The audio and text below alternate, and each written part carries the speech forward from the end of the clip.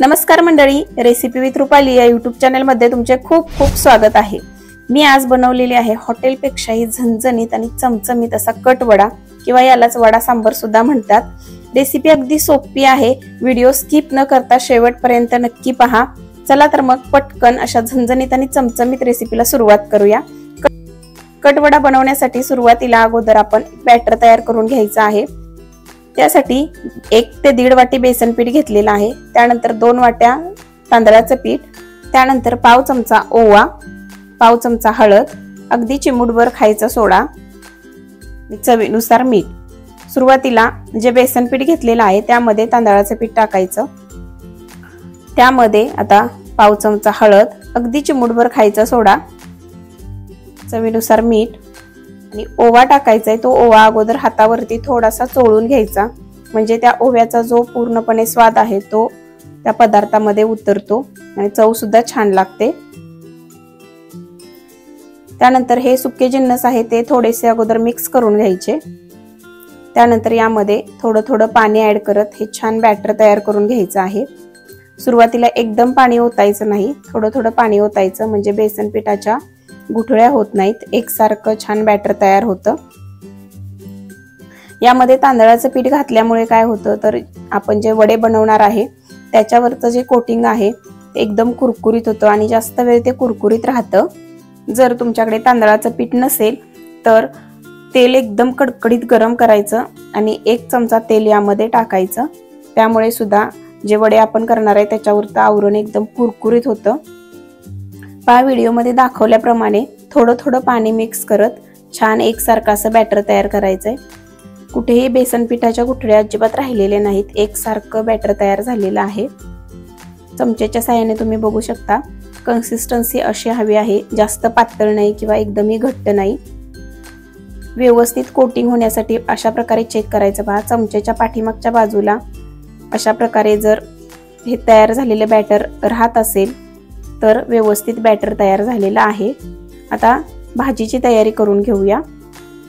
या ठिकाणी मी उकडलेले 4 बटाटे घेतलेले आहेत। त्यानंतर फोडणीसाठी पाव चमचा मोहरी, पाव चमचा जिरे, हळद पाव चमचा, या ठिकाणी आलं, लसूण आणि मिरची ठेचून घेतलेली आहे। बारीक चिरून कढीपत्ता घेतलेला आहे। कढीपत्ता असाच टाकला तर सहज काढून टाकतात सगळे, त्यामुळे एकदम बारीक चिरून टाकायचा, कारण तो आरोग्यासाठी सुद्धा चांगला आहे। एकदम बारीक चिरून घेतलेली कोथिंबीर, चवीनुसार मीठ।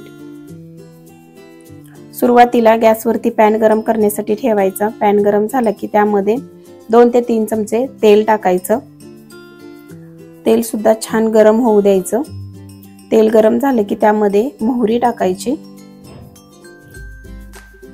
मोहरी छान तडतडली त्यानंतर त्यामध्ये जिरे टाकायचे।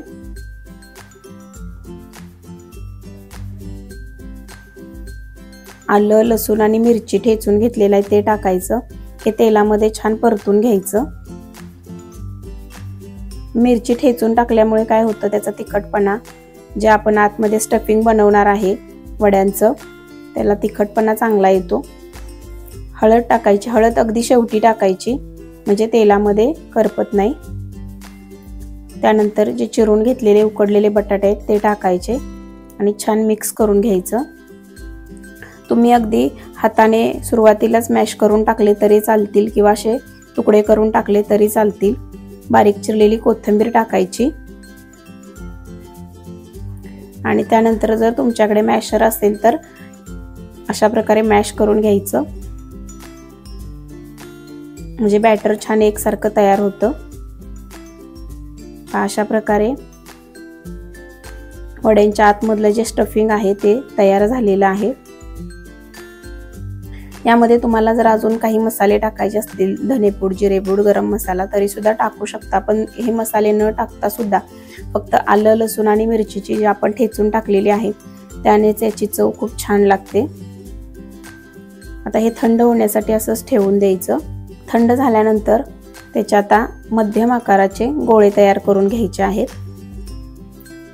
तुम्हाला एकदम गोल हवे असतील तर गोल करू शकता किंवा थोडेसे चपटे हवे असतील तर चपटे करू शकता। व्हिडिओ मध्ये दाखवल्याप्रमाणे मी अशा प्रकारे मध्यम आकाराचे वडे तयार करून घेतलेले आहेत।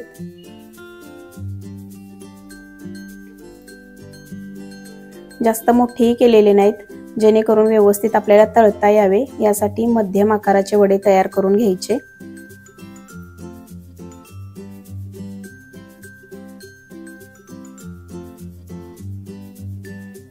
अशा प्रकारे सर्व वडे तयार करून घेतलेले आहेत। आता हे वडे तळून घ्यायचे आहेत। त्यासाठी आता कढईमध्ये तेल गरम करण्यासाठी ठेवायचं। तेल अगदीही जास्त गरम करायचं नाही किंवा कमी गरम सुद्धा नको, मध्यम असं गरम झालेलं असावं तेल। आणि वडे तळत असताना मध्यम आचेवरती तळायचे, म्हणजे त्याच्यावरचं जे आवरण आहे ते एकदम कुरकुरीत होतं। तेल मध्यम असं गरम झालेलं आहे। आता जे वडे तयार करून घेतलेले आहेत ते या बेसन पिठामध्ये व्यवस्थित घोळवून घ्यायचे। सर्व बाजूने त्याला बेसन पीठ लागलं पाहिजे। अशा प्रकारे आता हे जे बेसन पिठामध्ये घोळवून घेतलेले वडे आहेत ते तेलामध्ये सोडायचे। अशा प्रकारे उरलेले वडे सुद्धा तेलामध्ये सोडून घ्यायचे। तुम्ही तेल किती घेतलेलं आहे तेवढ्यावरती एका वेळेला 2 किंवा 3 वडे तळून घेऊ शकता। 2 ते 3 मिनिटांनी पलटी करून घ्यायचे आणि दोन्ही बाजूंनी छान सोनेरी रंग येईपर्यंत मध्यम आचेवरती हे वडे तळून घ्यायचे आहेत। मध्यम आचेवरती तळल्यामुळे वडे एकदम कुरकुरीत होतात। अशा प्रकारे वडे तळून घेतलेले आहेत। एकदम गोल असे छान वडे तयार झालेले आहेत। उरलेले वडे सुद्धा असेच तळून घ्यायचे आहेत। आता कट करायचं आहे आपल्याला, म्हणजे सांबर। तर सांबरची तयारी पाहूया। या ठिकाणी आलं घेतलेलं आहे, लसूण, कोथिंबीर, एक मध्यम आकाराचा कांदा आणि टोमॅटो। आता हे सर्व आहे ते अगोदर आपल्याला भाजून घ्यायचं आहे। गॅसवरती पॅन गरम करण्यासाठी ठेवायचा, त्यामध्ये सुरुवातीला कांदा टाकायचा। कांदा अगोदर भाजून घ्यायचा, त्यामध्ये थोडंसं तेल टाकायचं, म्हणजे कांदा पटकन भाजला जातो। कांदा थोडासा तांबूस रंग येईपर्यंत भाजून घ्यायचा। त्यानंतर यामध्ये टोमॅटो टाकायचं, चिरून घेतलेलं आलं आणि लसूण हे सर्व एकत्रच भाजून घ्यायचं। आलं, लसूण, कांदा आणि टोमॅटो छान भाजून घ्यायचं। हे भाजून झालं की थंड करून घ्यायचं। थंड झालं की एका मिक्सरच्या भांड्यामध्ये काढायचं आणि त्यामध्ये थोडीशी कोथिंबीर टाकायची आणि छान मिक्सरला आता बारीक करून घ्यायचं आहे। पाणी न घालता याची पेस्ट तयार करून घ्यायची, पाणी घालावं लागत नाही। जर तुम्हाला वाटलंच तर अगदी थोडंसं 1 ते 2 चमचा पाणी घालू शकता। छान एकसारखी अशी पेस्ट तयार झालेली आहे। आता अजून काही सुके मसाले लागणार आहेत ते पाहूया। या ठिकाणी फोडणीसाठी मोहरी आणि जिरे घेतलेले आहेत, पाव चमचा। भाजलेले जिरेची पूड पाव चमचा, धने पूड पाव चमचा, एक मोठा चमचा बेडगी मिरची पावडर रंगासाठी घेतलेली आहे, घरगुती लाल तिखट आणि चवीनुसार मीठ। पॅन गरम करण्यासाठी ठेवायचा, त्यामध्ये 3 ते 4 चमचे तेल टाकायचं। हे सांबर करत असताना थोडंसं तेल जास्ती वापरावं लागतं। तेल गरम झालं की त्यामध्ये मोहरी आणि जिरे टाकायचे। त्यानंतर जे तयार करून घेतलेलं वाटण आहे ते वाटण टाकायचं। हे वाटण आता छान भाजून घ्यायचंय। तुम्हाला जेवढ्या प्रमाणात हे सांबर बनवायचं आहे तेवढ्या प्रमाणात हे वाटण टाकायचं। हे सांबर अगदी घट्ट नसतं, थोडंसं पातळच करायचं।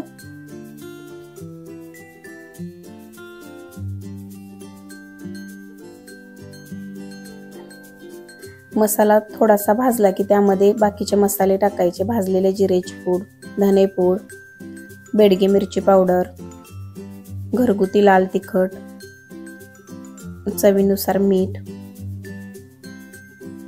हे सर्व मसाले आता भाजून घ्यायचे, कारण ज्या अगोदर बनवलेली आपण पेस्ट आहे ती थोडीशी भाजून घेतलेली आहे।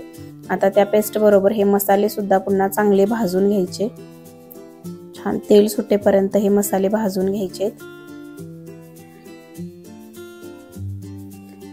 कमीत कमी साहित्यामध्ये, अगदी घरी उपलब्ध असणाऱ्या साहित्यामध्ये तुम्ही चमचमीत असा नाश्ता तयार करू शकता। मसाले सुद्धा चांगले भाजलेले आहेत।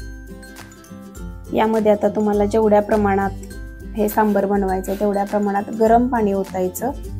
गरम पाणी ओतल्यामुळे काय होतं, या सांबरला उकळी पण पटकन येते आणि त्याची चव सुद्धा छान लागते। आणि या सांबरवरती आपण जे कट म्हणतो किंवा तर्री म्हणतो ती सुद्धा छान येते। त्यामुळे गरम पाणीच ओतायचं। मसाले आणि ते पाणी व्यवस्थित छान मिक्स करून घ्यायचं आणि याला चांगली उकळी येऊ द्यायची. गरम पाणी ओतल्यामुळे उकळी सुद्धा पटकन येते. एक 5 ते 7 मिनिट अशीच उकळी येऊ द्यायची. 5 ते 7 मिनिट सांबर छान उकळलेलं आहे. पुन्हा एकदा थोडंसं मिक्स करून घ्यायचं.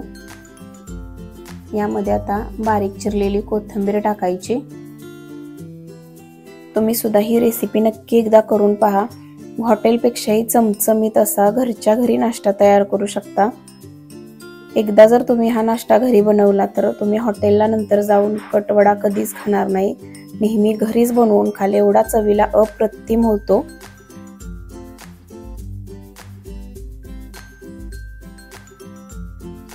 एका बाउलमध्ये आता हे सांबर काढून घ्यायचं. प्लेटमध्ये तुम्ही पाहू शकता या ठिकाणी मी पाव घेतलेला आहे, शेव, लिंबू, कांदा, कोथिंबीर घेतलेली आहे. तर हे सांबर एका बाउलमध्ये काढून घेतलेला आहे. यामध्ये जे आपण वडे तयार करून घेतलेला आहे त्यातील एक वडा आपण सांबरमध्ये ठेवूया. त्यावरती बारीक चिरलेला कांदा टाकायचा, बारीक चिरलेली कोथिंबीर टाकायची आणि भरपूर सारी शेव टाकायची. पहा, बघूनच तोंडाला पाणी सुटलेलं आहे. दिसायला अप्रतिम दिसते आणि खायला तर त्याहून अप्रतिम लागते. याची चव खूप म्हणजे खूप छान लागते. तुम्ही सुद्धा ही रेसिपी नक्की एकदा करून पहा. तयार आहे हॉटेलपेक्षाही झणझणीत आणि चमचमीत असा कटवडा. रेसिपी आवडली असल्यास लाईक करा, जास्तीत जास्त लोकांपर्यंत शेअर करा. आजची रेसिपी कशी वाटली कमेंट करून नक्की सांगा. अशाच नवनवीन झणझणीत चमचमीत रेसिपी पाहण्यासाठी जर चॅनेलला सबस्क्राईब केलं नसेल तर रेसिपी विथ रुपाली या यूट्यूब चॅनेलला पटकन सबस्क्राईब करा. पुन्हा भेटू अशाच एका नवीन झणझणीत चमचमीत रेसिपी सोबत. तोपर्यंत धन्यवाद.